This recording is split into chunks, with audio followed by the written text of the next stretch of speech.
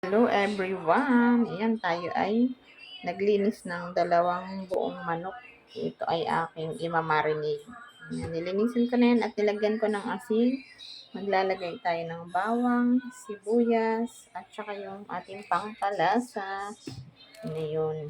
At naglagay din ako gawa ako ng toyo na may paminta. Nilagyan ko ng granules at saka kalamansi.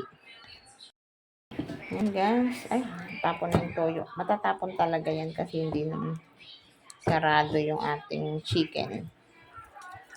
Lagyan natin ng toyo. Add na natin yung tanlan.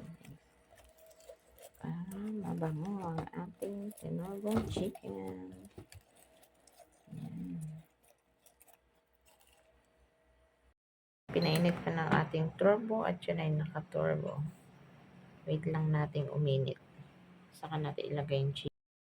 Ating chicken, ready to eat na yan, guys. Ayan, daming oil na nalawala.